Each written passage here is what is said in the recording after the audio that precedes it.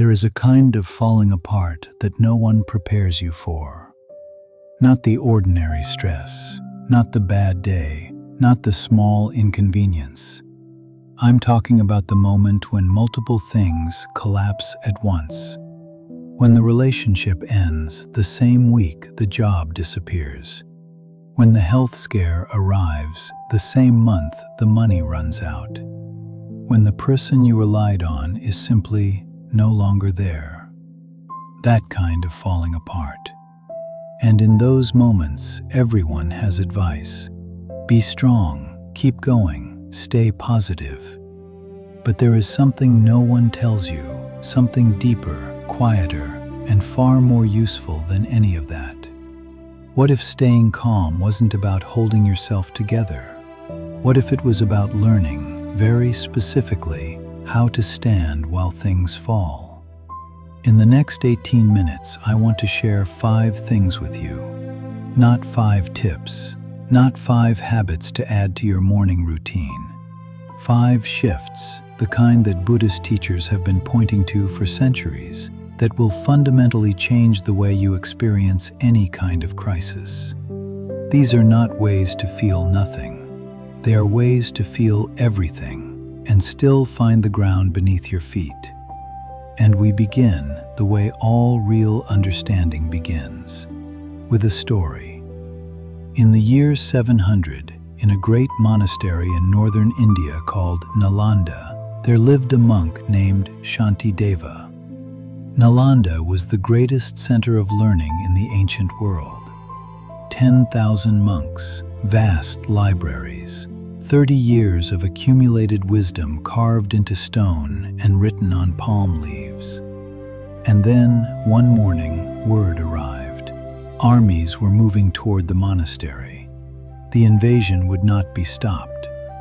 Everything they had built, the libraries, the meditation halls, the community, would soon be destroyed.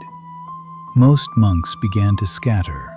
Some packed their belongings. Some argued about what to save, what to abandon. Some sat paralyzed, overwhelmed by the scale of the loss.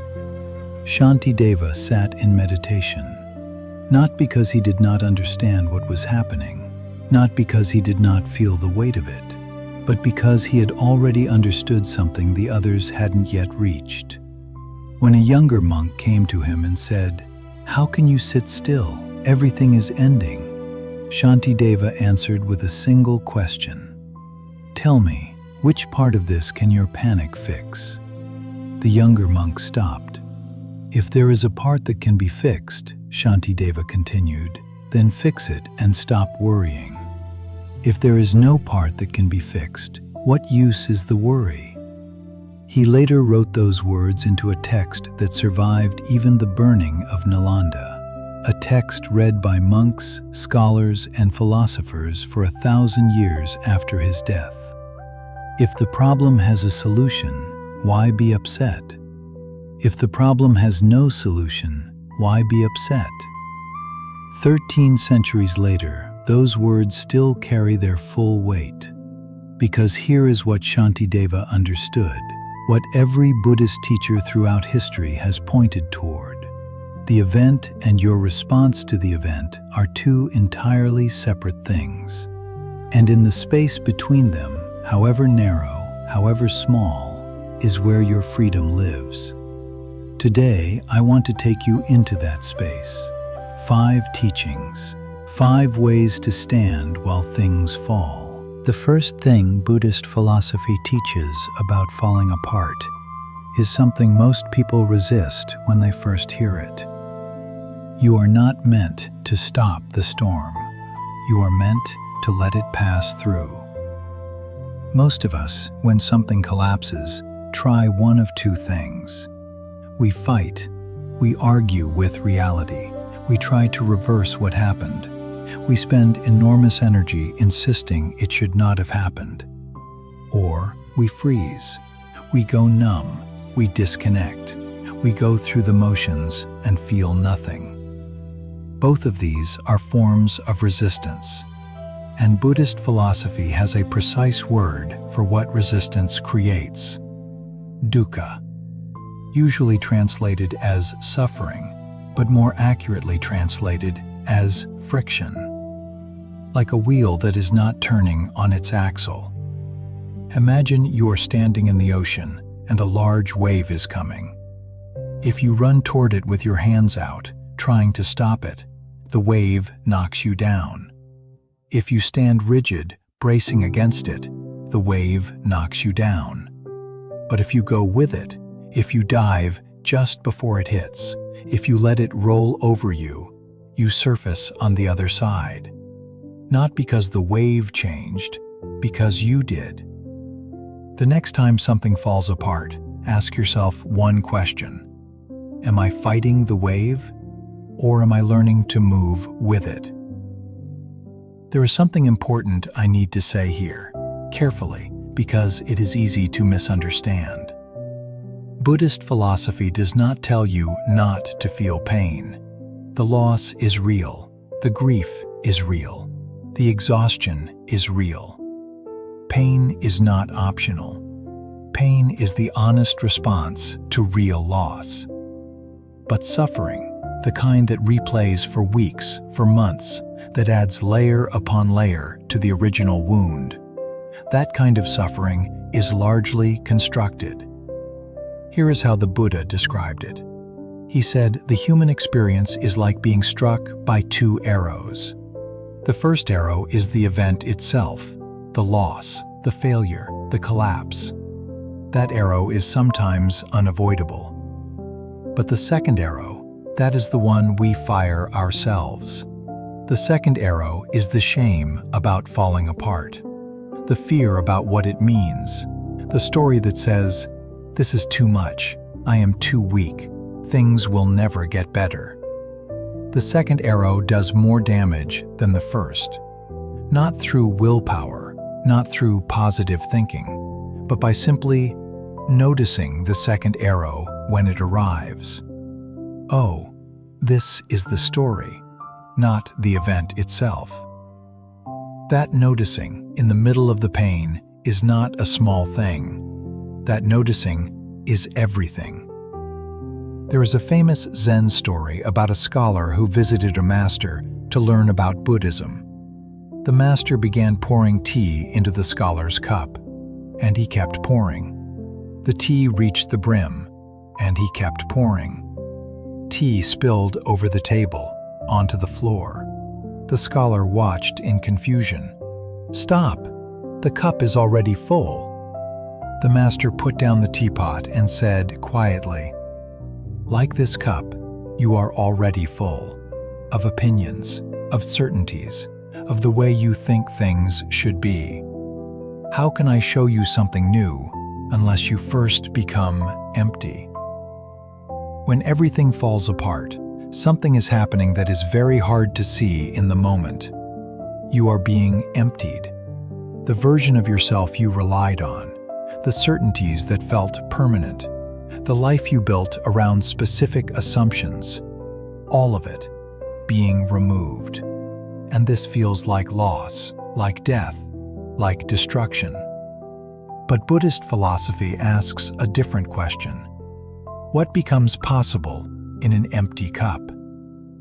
The hardest spiritual truth, the one that can only be understood by those who have actually gone through it, is this. Many of the most important things in your life were built in the aftermath of a collapse, not despite the falling apart, because of it. The empty cup is not a tragedy, it is an invitation. This is the teaching that monks spend years learning to access, but you can begin it in the next 2 minutes. Buddhist philosophy teaches that within each of us, there is something that is never destroyed. Not never sad, not never challenged, but never swept away. Different traditions call it different things. The witness, the observer, the unchanging awareness that watches thoughts, feelings, circumstances, without being consumed by any of them. Here is how to begin accessing it. When things are falling apart, when the panic rises, when the mind is spinning, Stop for one moment and ask yourself very quietly, who is noticing this? Not what am I feeling, but who is the one noticing the feeling? This is a strange question. The first time you ask it, you may not get a clear answer, but something shifts when you ask it. There is a small stepping back from the center of the storm to just behind it. And from that place, even for just a moment, the storm looks different. It is still happening. The pain is still real, but you have found something solid to stand on. Monks describe this as moving from being in the weather to being the sky. The sky does not fight the clouds. The sky does not become the storm. The sky simply is, and the weather moves through it. You have access to this right now. It requires only one thing: the willingness to ask, in the middle of the storm, who is watching this?